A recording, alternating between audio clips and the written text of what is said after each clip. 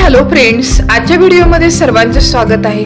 आजच्या व्हिडिओमध्ये आपण बघणार आहोत इयत्ता 5वी स्कॉलरशिप आणि मंथन परीक्षा यांना उपयुक्त असा घटक युजिंग और रायटिंग कॉन्ट्रॅक्टेड फॉर्म्स। तत्पूर्वी तुम्ही जर चॅनलला नवीन असाल तर नक्की हा चॅनल सबस्क्राइब करा, त्याचबरोबर बेल आयकॉन प्रेस करा जेणेकरून तुम्हाला नवनवीन व्हिडिओच्या नोटिफिकेशन मिळत जातील। चला तर मित्रांनो, सुरुवात करतोय आपण आजच्या व्हिडिओला। मित्रांनो, आजच्या व्हिडिओचा आपला विषय आहे युजिंग और रायटिंग कॉन्ट्रॅक्टेड फॉर्म्स। आता सुरुवातीला अर्थ समजून घ्या, कॉन्ट्रॅक्टेड फॉर्म्स म्हणजे नक्की काय। तर कॉन्ट्रॅक्टेड फॉर्म्सचा अर्थ असा होतो संक्षिप्त रूप लिहायचे। आता समजा मी इथं लिहिलेले आय एम, ठीक आहे। आता हे आय एम जे आहे ना ते मी शॉर्ट मध्ये कसं लिहू शकते, आय अँड ॲपॉस्ट्रॉफी म्हणजे स्वल्पविरामासारखं जे चिन्ह असतं ना ते वरच्या बाजूला द्यायचं, that is the apostrophe, okay. आणि पुढे काय करायचं, एम, ए एम एवढं स्पेलिंग न लिहिता फक्त काय लिहायचं, M. This is the short form of I am. लक्षात येते, म्हणजे आय एम असं न लिहिता शॉर्टकट मध्ये आपण काय करणार आहे, आय ॲपॉस्ट्रॉफी हे चिन्ह वापरायचं आणि पुढे एम लिहायचा, याचा अर्थ होतो आय एम, ठीक आहे। मग हा जो फॉर्म आहे I am, okay, I am M, हा फॉर्मलाच आपण काय म्हणतो, कॉन्ट्रॅक्टेड फॉर्म। येते लक्षामध्ये।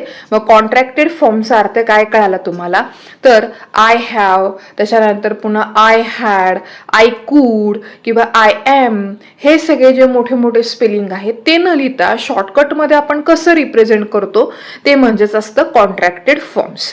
येते लक्षामध्ये, ओके। आता आपण काही सॅम्पल क्वेश्चन बघूयात आणि त्यानंतर मग तुम्हाला पण समजत जाईल की कशा प्रकारचे प्रश्न परीक्षेमध्ये विचारतात। बघा, आता पहिला प्रश्न आपण बघूयात। काय दिलेला आहे पहिला प्रश्न, तर choose the proper contracted form to fill in the blanks. म्हणजे काय की कॉन्ट्रॅक्टेड फॉर्म म्हणजे अगदी जो संक्षिप्त रूप तुम्ही तयार केलेलं आहे त्यातलं योग्य कुठलं आहे ते बघा। I dash dash like brinjal. आता इथे काय लिहावं लागेल, I dash dash like brinjal. I don't, don't असं लिहित नाही तर पहिला पर्याय चुकीचा आहे। डोंट मध्ये एन टी असं आपण लिहित नाही, तर डोंट कसं लिहितो आपण, तर हा जो ॲपॉस्ट्रॉफीज आहेत तो कुठं लिहिला जातो, तर इथे एनच्या मध्ये आणि टीच्या मध्ये। मग असा पर्याय कुठे दिसतोय तुम्हाला, तर तो आहे पर्याय क्रमांक 3। म्हणून या प्रश्नाचं उत्तर झालं आय डोंट लाईक ब्रिंजल, म्हणजे मला वांगी आवडत नाहीत। मग डोंट हा शॉर्टकट मध्ये योग्य रूप कुठला आहे, तर पर्याय 3 DON ॲपॉस्ट्रॉफी आणि पुढे लिहायचे तुम्हाला टी, ओके। आणि बाकीचे जे फॉर्म आहेत त्यामध्ये ॲपॉस्ट्रॉफी देताना चुकीच्या ठिकाणी दिलेले आहेत, त्यामुळे बारकाईने व्यवस्थित शब्द बघायचेत बरोबर त्यांनी दिले का आणि तोच पर्याय तुम्हाला शोधायचा आहे, ठीक आहे। चला दुसऱ्या प्रश्नामध्ये येतोय आपण। काय दिले बघा आता, which is the proper contracted form for the word in box. Box मध्ये जे काही वर्ड लिहिलेला आहे कुठला दिलाय, वी हॅव। मग वी हॅव साठी शॉर्टकट मधला योग्य असं त्याचं रूप कुठले। आता वी हॅव हा तर आहे तसं लिहिलंय त्यामुळे हा चुकला, हे वी हॅव हाही चुकलाय। वी आहे तसं राहतं, WE हे राहणार आहे आणि HAV मध्ये आपण शॉर्ट फॉर्म वापरतो आणि तो काय, मग HA न लिहिता डायरेक्ट आपण ॲपॉस्ट्रॉफी देतो आणि HV लिहितो।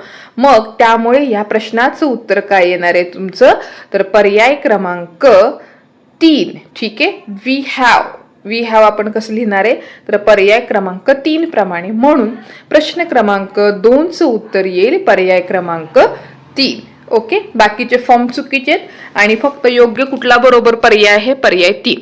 चला पुढच्या प्रश्नात येतोय आपण। बघा काय दिलेलं आहे, which of the following is the incorrect use of apostrophe. आता ॲपॉस्ट्रॉफीचं यूज करत असताना तुम्ही चुकीचं कुठं केलेलं आहे या 4 पर्यायापैकी योग्य पर्याय निवडा। बघा आता ही इज हे बरोबर आहे, बरोबर आहे का, बघा आहे। आय एम शॉर्टकट मध्ये आय एम असंच लिहितात, हेही बरोबर आहे। त्यानंतर वोंट, वोंट मात्र चुकीचं आहे, ओके, हे चुकीचं आहे। त्यामुळं पर्याय कुठला चुकीचा आला, तर पर्याय क्रमांक 3 हा ॲपॉस्ट्रॉफीज कुठे येणार आहे, एन आणि टीच्या मध्ये येतो, ठीक आहे ना। म्हणून पर्याय 3 चुकीचा आहे। चला पुढच्या प्रश्नामध्ये येतो आपण।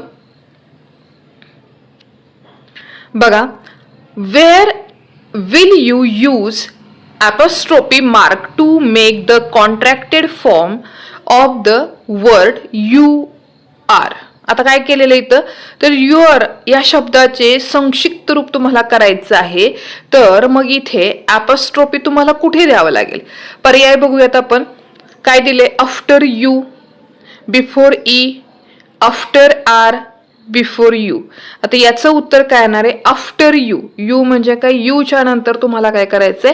ॲपॉस्ट्रोफी मार्क यूज करायचंय. म्हणजे हे शब्द जो आहे तो तुम्हाला रिप्रेझेंट करताना कसं करावं लागणार आहे? तर बघा, वाय ओ यू आणि यू नंतर ॲपॉस्ट्रोफी यूज करायचं आहे आणि पुढे काय करणार आहात तुम्ही? R E. Okay, that is the correct answer. म्हणून या प्रश्नाचं उत्तर येतं पर्याय क्रमांक 1. चला पुढच्या प्रश्नामध्ये येतोय आपण. प्रश्न क्रमांक आता काही प्रॅक्टिससाठी क्वेश्चन बघूयात. बघा आता पहिला प्रश्न प्रॅक्टिस क्वेश्चन मधला. Which of following is wrong pair? आता रॉंग पेअर म्हणजे काय? चुकीची पेअर कोणती आहे ही तुम्हाला शोधायची आहे. ठीक आहे, बघा आता काय दिले तो ऑप्शन ते पहिल्यांदा आपण बघूयात. पहिले दिले आय हॅव. आय हॅव ला शॉर्टकट मध्ये काय केले? आय आणि पुढे ॲपॉस्ट्रोफी लावून VE लिहिलेलं आहे. त्यानंतर दुसरा पर्याय बघा, कॅनॉट. कॅनॉट साठी काय लिहिले? CAN ॲपॉस्ट्रोफी लावले आणि त्यानंतर पुन्हा T लिहिलेलं आहे. आर नॉट साठी RNT. आता इथे बघा रॉंग पेअर सापडली आपल्याला. आरंट म्हणजेच आर नॉट हे कसं लिहिलं जातं? तर हा तिसरा पर्याय जो आहे तो कसा आहे? रॉंग. कारण AREN ॲपॉस्ट्रोफी आणि नंतर T आहे. That is the correct answer. पण त्यांनी इथे ॲपॉस्ट्रोफी कुठे वापरले? आफ्टर ई वापरले. तर ऍक्च्युअल ते आफ्टर N पाहिजे होतं. म्हणून या प्रश्नाचं चुकीची उत्तर असलेली जोडी कुठली आहे? पर्याय 3. चला पुढच्या प्रश्नात येतोय आपण. काय प्रश्न आहे बघा. Choose the correct contracted form of have not. Have not साठी कॉन्ट्रॅक्टेड फॉर्म जो आहे तो शोधायचा आहे. मग आता काय येईल बघा. हॅव नॉट साठी आपल्याला काय करायचं? योग्य पर्याय शोधायचा आहे. मग हॅव नॉट साठी पर्याय जे दिले ते त्यातला योग्य पर्याय कुठला? तर आपण कसं लिहितो हॅव नॉट लिहित असताना?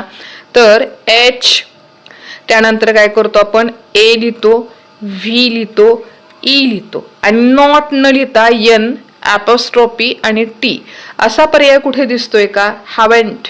हा आहे पर्याय क्रमांक 3. म्हणून प्रश्न क्रमांक 2चं उत्तर येतं पर्याय क्रमांक 3. चला पुढच्या प्रश्नात येतोय आपण. प्रश्न क्रमांक 3 बघा आता काय. प्रश्न क्रमांक 3 मध्ये where will the apostrophe mark be used in the contracted form let's.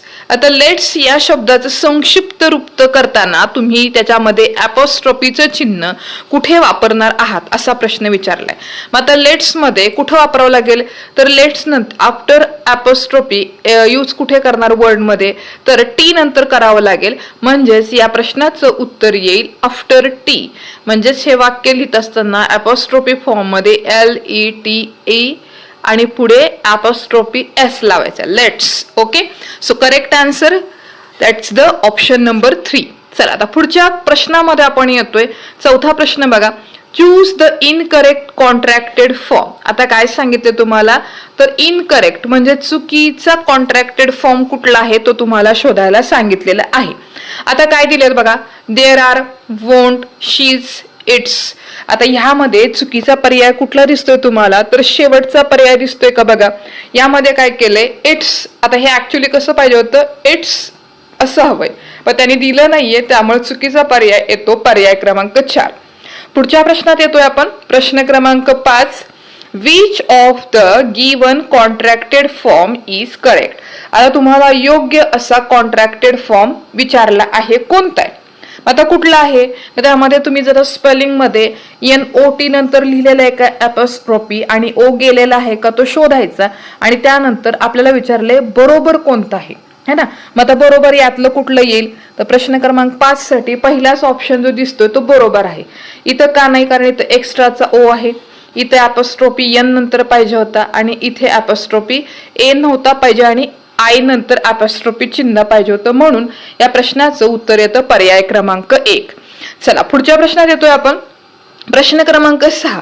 Which correct contracted form will you choose to fill in the blanks. म्हणजे फिल इन द ब्लँक्स म्हणजे रिकामी जागा भरण्यासाठी तुम्ही खालीलपैकी कुठला योग्य पर्याय निवडाल.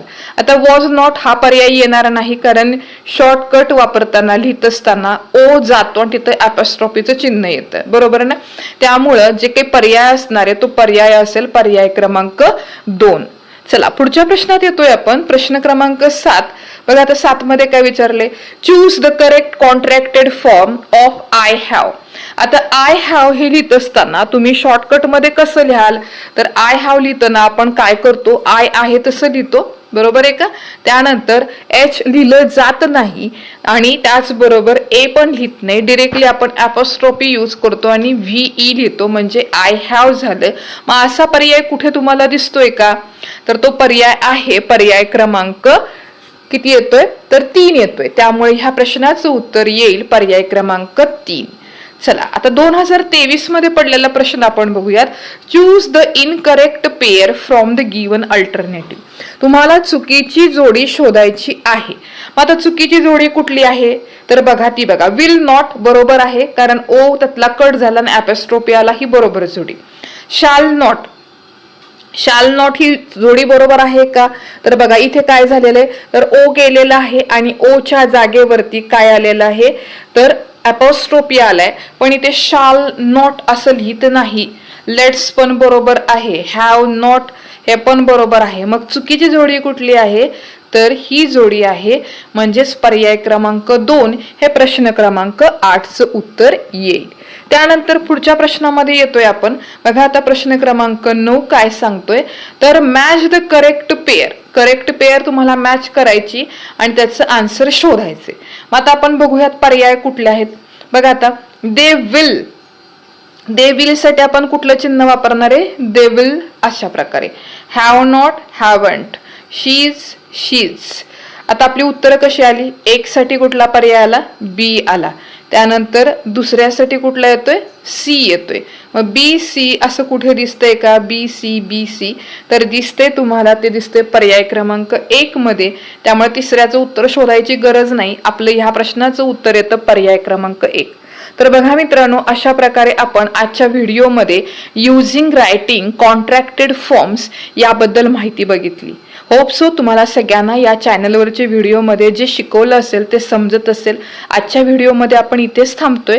तत्पूर्वी पुन्हा एकदा विनंती, जर तुम्हाला चॅनलवरचे व्हिडिओ आवडत असतील तर नक्की ह्या चॅनलला सबस्क्राईब करा.